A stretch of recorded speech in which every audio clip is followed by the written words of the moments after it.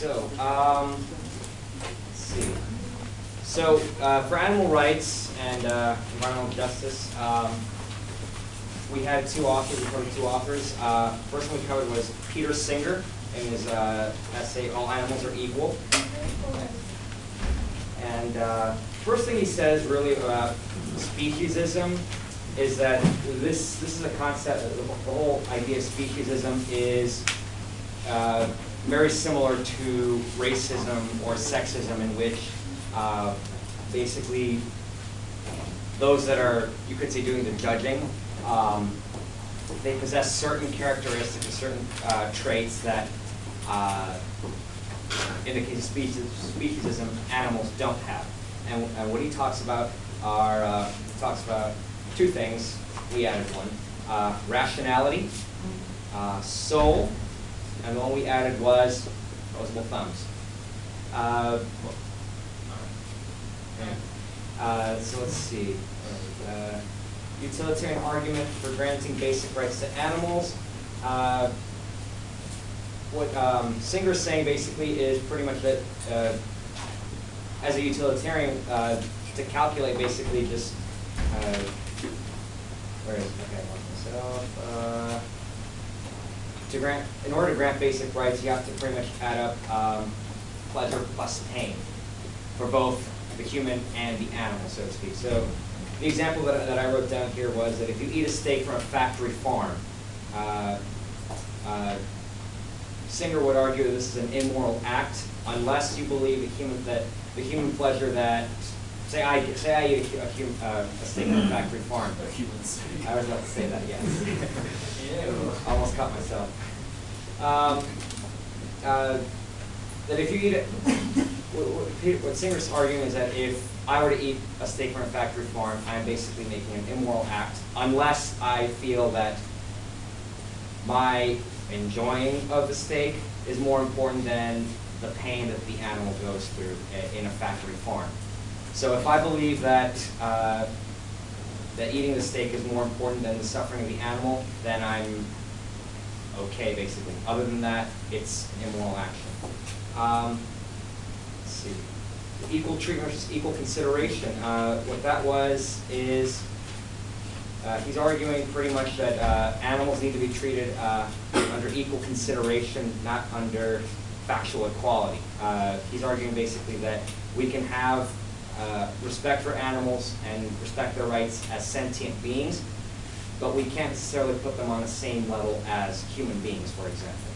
We can't compare a cat to a human being or a cow to a human being. So why not? Well, the key thing for equal consideration, that's right, I just want to add is that it's just acknowledging that animals and human beings have different interests. So equal consideration means giving equal concern to all the different interests, but it won't lead to equal treatment because animals and human beings don't want the same thing. We don't have the same interests. So he wants to say we can grant that animals have the rights without having to say they have all the rights that human beings have. I think he uses, you know, the exact example he uses, but one would be like the right to drive a car is not particularly relevant for minus certainly Saturday Night Live gets a cat, right? But it is relevant for human beings. And then really quick on speciesism.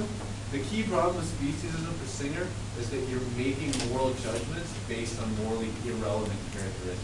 So his argument is, for racism, you're making morally relevant decisions based on the color of one's skin, which is not morally relevant. Sexism, you're making morally relevant judgments on the basis of one's gender, not a morally relevant category. And he would argue that with speciesism, you're treating animals worse than human beings on the basis of whether or not they're human or animal, which is not, you know, a morally relevant characteristic for him. It may be for someone like Immanuel Kant, but it's not morally relevant for Singer, who thinks that basically what's morally relevant is pleasure and pain. And like they said, animals can experience pleasure and pain, just like humans. So that's basically what speciesism is about. And so we just value our own species and say human beings matter more because we're human, and therefore we matter more. All right. Okay.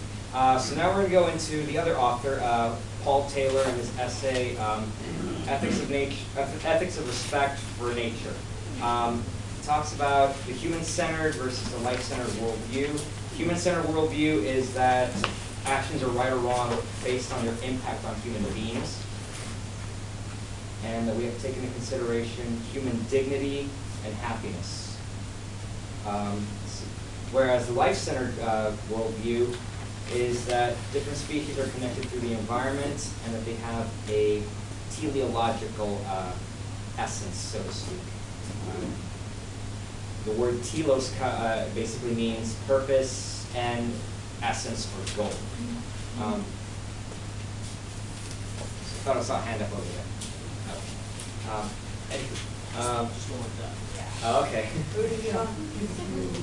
Okay. What was the second one you said? The teleological? Yeah. It means that there's a purpose, an end, an essence, or a goal. So when they have a teleological essence, basically they have their end's not a means. It's basically an idealistic argument. Let's see. Good is tied to the fulfillment of a telos. Let's see what we have here. And so for the basic features of a life-centered worldview, main one really is that every living thing on this planet has inherent worth and intrinsic value. And basically, the distinction between intrinsic value and an instrumental value is that basically a tree, for example. A tree is valuable because it exists as a tree, because it just exists as a tree in nature. Whereas the instrumental value of a tree would be that a tree is valuable because it can be used to create things, like paper, furniture, that sort of thing. So what Taylor's arguing is that if we add the teleological aspects and the inherent worth of a certain species, that our moral obligation is to basically respect all life forms and their telos, and that we must reject any notion of human superiority. So that's pretty much it. All right. Thank you. Thank you. All right, punishment and responsibility.